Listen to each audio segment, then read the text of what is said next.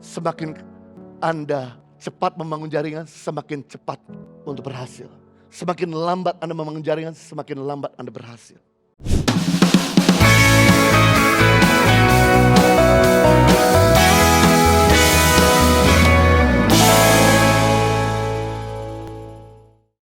Yang kedua, bagaimana kita mengalami upgrade? Teruslah berinovasi. Jangan berhenti berinovasi. Apa itu inovasi? Inovasi memiliki arti menciptakan atau memperkenalkan gagasan yang baru untuk membawa perubahan yang positif.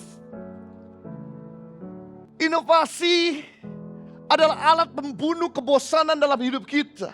Sesuatu yang inovasi selalu bikin excitement, selalu menyenangkan. Tapi segala sesuatu yang monoton jadi membosankan. Belajarlah untuk bisa mendelivery sesuatu yang baru.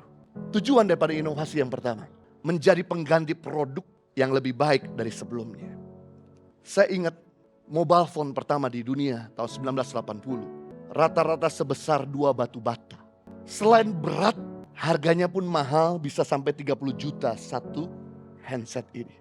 Dan cuman bisa dipakai buat telepon. Gak bisa buat SMS ataupun rekam video.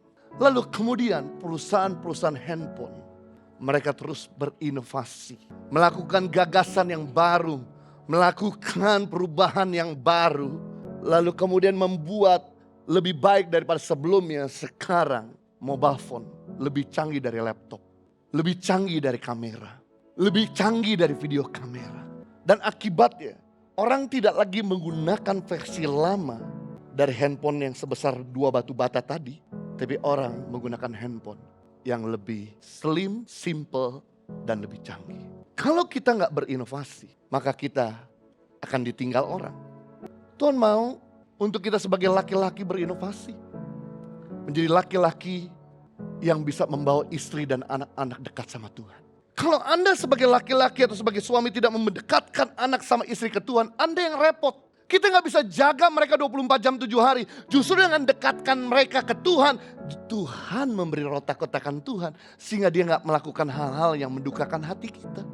Anda sebagai laki-laki yang harus dorong, ngajak, bikin sistem, menciptakan jam untuk mesbah keluarga.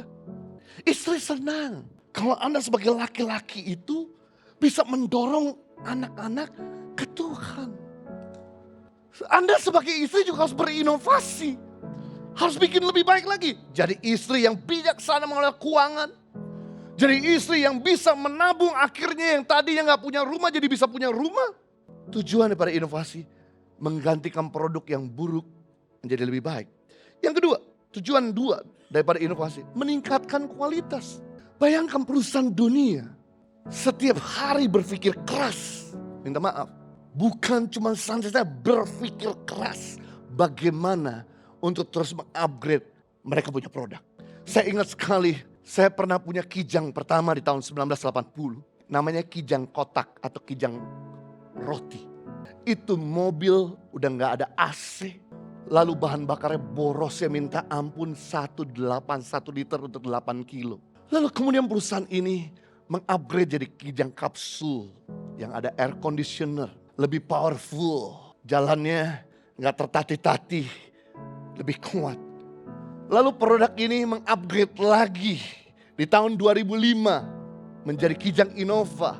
Lalu kemudian mereka tahu bahwa produk kami boros, mereka upgrade dengan mesin diesel yang lebih irit dari 1,8 kemudian menjadi 1,13, 1 liter 13 kilo. Lalu hari ini itu mobil merubah lagi produk mereka menjadi hybrid. Jadi 1,24. Bisa 3 kali lebih hemat. Tapi mesinnya lebih powerful dari sebelumnya. Ini yang disebut dengan inovasi. Meningkatkan kualitas. Saya rindu untuk setiap saudara meningkatkan kualitas. Waktu Anda kerja. Saya rindu Anda meningkatkan kualitas. Waktu Anda melayani. Saya rindu juga saudara dari jemaat biasa. Jadi jemaat yang bisa ikut komsel. Kenapa? Ini meningkatkan kualitas, karakter. Karena di komsel Anda belajar untuk dilayani, Anda belajar untuk melayani, Anda belajar untuk diproses. Anda menajamkan diri. Sebelum saya bisa berkhotbah, saya belajar di Komsel. Sebelum saya bisa melayani pelepasan, saya belajar di Komsel. Saya melayani pelepasan di Komsel. Makanya hari ini kalau ada orang yang kesurupan, maka saya dengan sangat leluasa untuk melayani orang yang kesurupan itu bisa bebas. Karena saya udah belajar biasa melayani orang sakit di Komsel. Maka ketika saya disodorkan dengan orang yang punya penyakit yang berat-berat, udah stadium 4, dengan senang hati saya layani, saya tanya, mau cepat dipanggil Tuhan atau mau cepat sembuh? Semua itu gak bisa terjadi kalau kita gak mulai upgrade diri dari jemaat biasa di jemaat Komsel.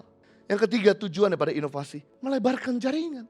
Anda gak akan pernah bisa jual produk Anda dengan cepat kalau Anda gak bangun jaringan. Gak bangun komunitas. Puji Tuhan, dengan pandemik ini jaringan tuh murah.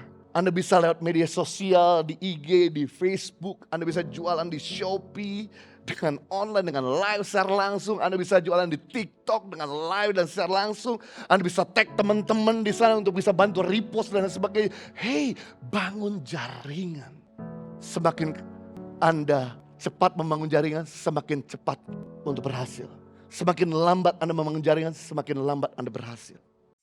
Ibadah Impact Community Indonesia menjadi 5 sesi. Ibadah jam 8 pagi, jam 10, jam 12 siang, jam 3 sore, dan jam 5 sore. Seluruh ibadah berlangsung on-site di Mall of Indonesia, lantai P3, Kelapa Gading, Jakarta Utara. Bagi jemaat yang ingin mengikuti secara online, ibadah live streaming dapat diikuti pada pukul 10 pagi waktu Indonesia Barat di YouTube Impact Community Indonesia.